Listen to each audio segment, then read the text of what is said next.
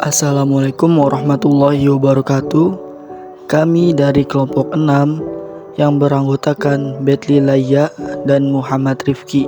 Kami adalah mahasiswa Universitas Pamulang yang ditugaskan untuk membuat presentasi yang berjudul Dimensi Sistem Informasi dan Aset Komplementer Sistem yang dibimbing oleh Ibu Syarifah Ida Farida SEMM.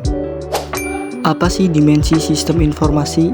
Nah, dimensi sistem informasi adalah segala hal yang mengacu pada kumpulan beberapa peralatan yang terlibat dalam penyebaran informasi seperti perangkat keras, perangkat lunak, koneksi dan sistem informasi komputer. Penggunaan sistem informasi dan perumahan sistem semuanya adalah sisinformasi. Secara sederhananya, sistem informasi dapat didefinisikan sebagai sebuah sistem yang terdiri dari teknologi atau alat-alat media yang digunakan untuk prosedur yang terorganisir dan sumber daya manusia yang ada di dalamnya bekerja sebagai sebuah kombinasi dan membentuk sebuah sistem yang rapi dan juga terorganisir. Levels of Management Decision Making. Yang pertama adalah strategic management, yaitu seseorang yang menempati atau berada pada posisi ini akan mengembangkan tujuan, strategi, kebijakan, dan sasaran organisasi. Lalu yang kedua ada tactical management, yaitu orang yang menempati posisi ini adalah manajer profesional bisnis dalam tim yang bekerja sendiri. Tugas untuk posisi ini adalah membangun rencana jangka pendek dan menengah, jadwal kerja dan anggaran, menentukan prosedur kebijakan, dan tujuan bisnis untuk subunit mereka. Yang menempati posisi ini adalah manajer atau anggota tim yang bekerja sendiri. Mereka membuat rencana jangka pendek seperti jadwal produksi mingguan. Di dimensi sistem informasi ini terdapat information quality, yaitu kualitas informasi adalah produk dari informasi yang mempunyai karakteristik, atribut, atau kualitas yang menjadikan informasi lebih berarti. Lalu terdapat decision structure. Decision structure dibagi ke dalam 3 kategori. Yang pertama, structure, yaitu situasi di mana prosedur yang harus diikuti pada saat keputusan sangat dibutuhkan dapat ditentukan terlebih dahulu. Yang kedua, unstructured, yaitu situasi di mana tidak mungkin untuk menentukan terlebih dahulu prosedur pengambilan keputusan untuk menentukan keputusan.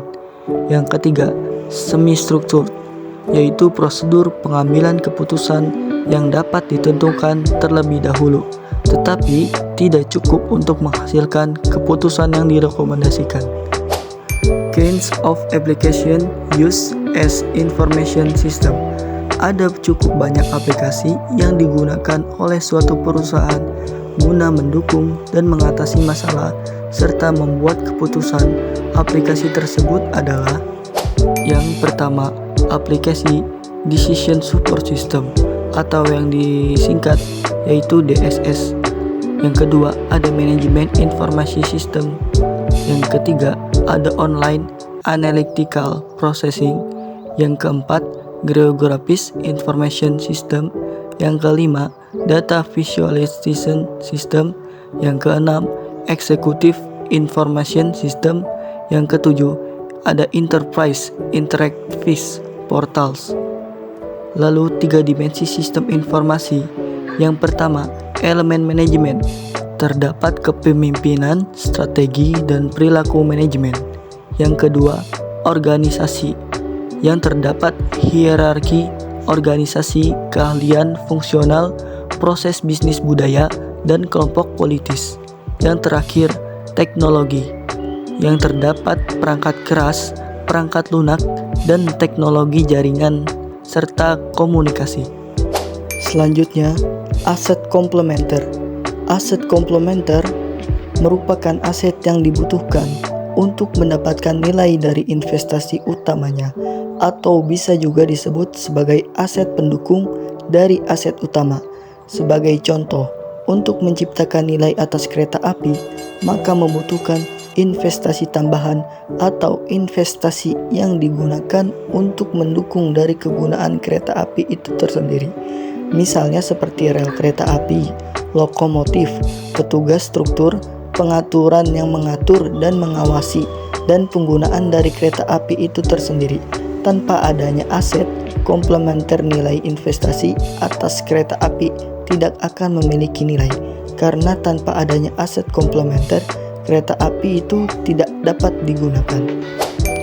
Aset komplementer dikategorikan menjadi 3 bagian, yaitu aset organisasi seperti budaya organisasi, model bisnis yang tepat, proses bisnis yang efisien, wewenang yang terrealisasi, pengambilan keputusan, dan tim pengembangan SI yang kuat. Yang kedua, aset manajerial, dukungan manajemen senior yang kuat, insentivitas atas inovasi manajemen, kerja tim dan lingkungan kerja yang kolaboratif, program pelatihan untuk meningkatkan kemampuan pengambilan keputusan manajemen, budaya manajemen yang menciptakan nilai atas fleksibilitas dan pembuatan keputusan berbasiskan pengetahuan. Yang ketiga, aset sosial, seperti infrastruktur internet dan telekomunikasi, program pendidikan pengayaan, hukum dan peraturan yang menciptakan lingkungan pasar yang memadai dan stabil, dan perusahaan teknologi dan jasa berada dalam pasar yang berdampingan guna membantu implementasi.